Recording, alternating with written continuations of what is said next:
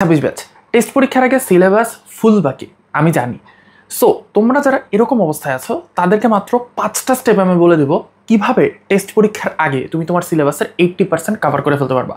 So প্রথমে আমি যেই জিনিসটা বলবো এটা তোমার কাছে শকিং লাগবে, বাট তুমি যদি এই 5টা স্টেপ ফলো করো তাহলে ইনশাল্লাহ তুমি টেস্ট পরীক্ষার পরে এসে ভাইয়ার ভিডিওর কমেন্ট বক্সে বলে যাও যে তোমার অ্যাকচুয়ালি কাজে লাগছে কিনা।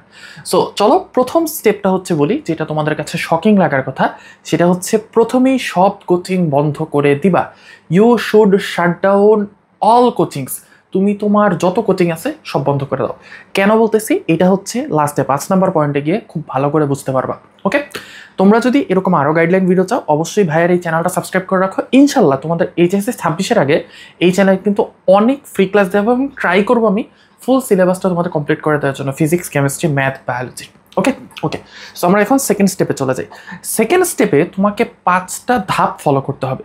প্রথম ধাপটা হচ্ছে পিসিএমবি কিভাবে রিভিশন দিবা। রিভিশন তো না, অ্যাকচুয়ালি তোমাদের এখনো পড়াই হয়নি। সো পিসিএমবি কিভাবে পড়বা ওই জিনিসটা নিয়ে প্রথম ধাপে আমরা আলোচনা করতেছি। তো প্রথম ধাপে তুমি প্রথমেই টেস্ট পেপার খুলবা। একটা টেস্ট পেপার খুলে তুমি দেখবা ফিজিক্সের একই সূত্র নানান ডাইরেকশন থেকে হচ্ছে এটাকে ইউজ করা হচ্ছে। ম্যাথের ক্ষেত্রে নানান ডাইরেকশন থেকে একই সূত্র ইউজ করা হচ্ছে, অথবা ম্যাথের একই ম্যাথ বারবার হচ্ছে রিপিট করা হচ্ছে। সো এসএসসিতে তোমরা দেখছো যে ধরো পুরো টেস্ট পেপারের একটা চ্যাপ্টারের মধ্যে সর্বোচ্চ 5 টাইপের ম্যাথ পাওয়া যায়, বাট এইচএসসিতে সেটার একটু বেশি হবে, সেটা হয়তো 20টা টাইপসের হবে বা 25টা টাইপসের হবে, but not more than that. So প্রথমেই তুমি পিসিএমবি এর কোন কোন সূত্রগুলো হচ্ছে টেস্ট পেপারের আনসারে সবচেয়ে বেশি ইউজ হচ্ছে, এবং আনসার দেখবো কিন্তু টেস্ট পেপারের আনসারটা দেখার কথা আমি বলতেছি, এই জিনিসগুলো তুমি ফাইন্ড আউট করে ফেললা।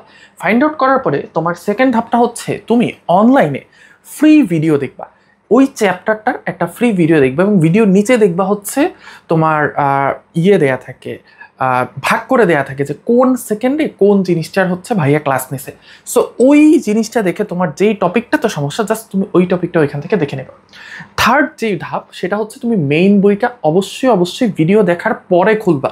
ভিডিও দেখার পরে খুলে তুমি এক নজরে বোল্ড লাইনগুলো আছে না মেইন বইয়ের মধ্যে, জাস্ট বোল্ড লাইনগুলো অ্যান্ড সূত্রগুলো হচ্ছে তুমি মেইন বই থেকে মুখস্থ করে ফেললা। তাহলে দেখো তুমি কিন্তু এতক্ষণ পর্যন্ত কি করছো, প্রিপারেশন নিছো একটা চ্যাপ্টার কিভাবে তুমি স্টার্ট করবা, এখনো কিন্তু স্টার্ট করো নাই।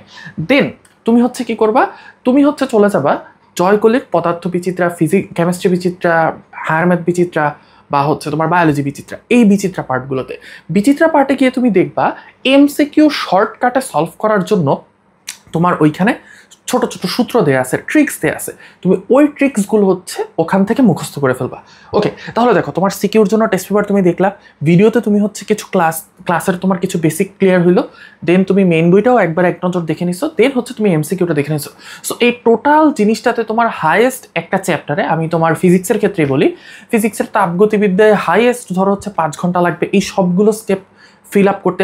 কারণ টেস্ট পেপার তুমি জাস্ট এক নজর যদি দেখো, এক নজরে দেখতে হাইয়েস্ট 20 মিনিটের বেশি লাগবে না। দেন তুমি যদি একটা ভিডিও দেখো, তুমি কিন্তু ওয়ান শট ক্লাসের ভিডিও দেখতেছো। সো ওয়ান শট ক্লাসের ভিডিও দেখলে তাও আবার টাইম স্ট্যাম্প দেখে দেখে, মানে ভাগ করে করে পুরো ক্লাসটা দেখতেছো না, অবশ্যই চাইলে পুরো ক্লাসটা দেখতে পারো। ধরো ফুল ওয়ান শট ক্লাসটা 4 ঘন্টা, ওকে ফাইন। দেন হচ্ছে তুমি মেইন বই একবার জাস্ট হচ্ছে মেইন থিওরিগুলো আর সূত্রগুলো একবার দেখবা, কারণ তুমি কিন্তু অলরেডি ক্লাস করে আসছো। তাহলে ওইটা করতে তোমার হায়েস্ট লাগবে 30 মিনিট, তাহলে কত হইলো 4 ঘন্টা 50 মিনিট। এরপরে এমসিকিউর যে সূত্রগুলো আছে এই সূত্রগুলো দেখবে ওই ক্লাসের মধ্যে, দেন হচ্ছে তোমার টেস্ট পেপারের মধ্যে, বইয়ের মধ্যে কমন পড়ে গেছে অনেকগুলো। সো ওইটা করতে হায়েস্ট লাগবে 30 মিনিট, তাহলে 5 ঘন্টা 20 মিনিট। এরপরে আমাদের লাস্ট স্টেপ যেটা, এই লাস্ট স্টেপে হচ্ছে তুমি এখন ব্যাক যাবা আবার টেস্ট পেপারে। সো তুমি প্রথম ধাপটা শুরু করছো টেস্ট পেপার দিয়ে, লাস্ট ধাপটাও তুমি শেষ করবা টেস্ট পেপার দিয়ে। এখন তুমি নিজের হাতে টেস্ট পেপার দেখে দেখে সলভ করার চেষ্টা করবা। প্রথমেই আমরা ফিজিক্সে যে ভুলটা করি বা ম্যাথে যেই ভুলটা করি, আমরা মনে করি যে ম্যাথ দেখলেই মনে হয় পারবো, এটাই মনে হয় বেসিক। না, এটা বেসিক না। বেসিক হচ্ছে তুমি একটা ম্যাথ একবার দেখছো, তোমাকে আমি একবার শিখাই দিছি, দেন তোমাকে আবার যখন ওই ম্যাথটা আমি দিচ্ছি তখন তুমি নিজে থেকে সেটা করতে পারো কি না। ওকে, সো এটা ছিল আমাদের 2টা স্টেপ। এতক্ষণ পর্যন্ত আমি বলছি যে 5টা স্টেপ দেখাবো, মাত্র 2টা স্টেপ হয়েছে। নেক্সট স্টেপ, ইবিআই এর জন্য কি করব, ইংলিশ বাংলা আইসিটি। এখন ইংলিশ এবং বাংলার জন্য, স্পেশালি বাংলা সেকেন্ড পেপার এবং ইংলিশ ফার্স্ট পেপার সেকেন্ড পেপারের জন্য তোমাকে যেটা করতে হবে, অবশ্যই কোনো একটা টেস্ট পেপার নিয়ে ওই টেস্ট পেপারের মডেল টেস্ট যেগুলো আছে ওই মডেল টেস্টগুলো তুমি আনসার দেখে দেখে সলভ করবা। তার মানে ধরো তোমার বাংলাতে উচ্চারণ আসছে, এখন বাংলার উচ্চারণ তুমি যদি জাস্ট কোশ্চেন দেখে বসে থাকো তাহলে কিন্তু টেস্ট পেপার সলভ এটাকে বলে না। তুমি যেটা করবা, টেস্ট পেপারের আনসারটার সাথে নিয়ে বসবা, ওই উচ্চারণের অ্যাকচুয়াল উচ্চারণ কোনটা এটা তুমি দেখে নিবা। সো এইভাবে প্রতিদিন টেস্টের আগ পর্যন্ত যতটুকু সময় আছে প্রতিদিন তুমি ইংলিশের একটা এবং বাংলার একটা করে সলভ করার চেষ্টা করবা মডেল টেস্ট। তাহলে ইনশাল্লাহ মোটামুটি বাংলার তোমার প্রিপারেশন হয়ে যাবে। আর বাংলা প্রথম পত্রে তোমাকে অবশ্যই কবিতাগুলো খুব ভালো করে হচ্ছে পড়তে হবে, জাস্ট মেইন কবিতাটা এবং মূল ভাব। আর গদ্যগুলো হচ্ছে মেইন গদ্যটা এবং মূল ভাবটা ভালো করে পড়তে হবে। উপন্যাসটা আমি তোমাদেরকে খুব বেশি ফোর্স করবো না, উপন্যাসটা তোমরা চাইলে একটা ওয়ান শট ক্লাস দেখে নিতে পারো, ভালো দেখে ওয়ান শট ক্লাস। এবং আইসিটির জন্য আমি হাইলি রেকমেন্ড করবো হচ্ছে আমাদের ইমন যে আছে আমাদের এসএএস এর, ইমনের ক্লাস করতে পারো, অথবা হচ্ছে রাকিব ভাইয়ের ক্লাস করতে পারো। এই দুইজনের ফ্রি ক্লাস করলে, যে কোনো একজনের ফ্রি ক্লাস করলে ইনশাল্লাহ কভার হয়ে যাবে। বাকি টিচারদের আমি নাম বললাম না, তোমরা চাইলে অন্য একটা ভিডিওতে আমি নাম বলে দেবো। এবার আসো হচ্ছে আমাদের fourth and most important step, সেটা হচ্ছে তুমি একটা সাবজেক্টের সব কিছু পড়তে চাও না। তুমি যদি একটা সাবজেক্টের সব কিছু পড়তে যাও কখনোই তোমার সিলেবাস শেষ হবে না। যেমন আমি একটা এক্সাম্পল দিই, কেমিস্ট্রির কথা বললেই তোমরা সবাই এমন একটা ভাব করো যেন দুনিয়াতে জৈব যৌগ বলে খালি কেমিস্ট্রি আছে, মানে জৈব যৌগ নামক চ্যাপ্টারটাই শুধু কেমিস্ট্রিতে আছে।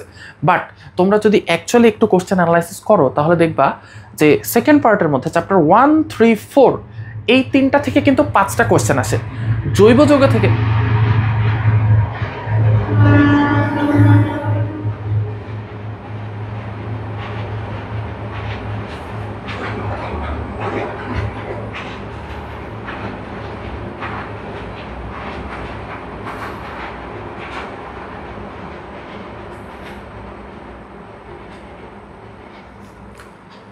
আসে হচ্ছে 2টা কোয়েশ্চেন বা 3টা কোয়েশ্চেন।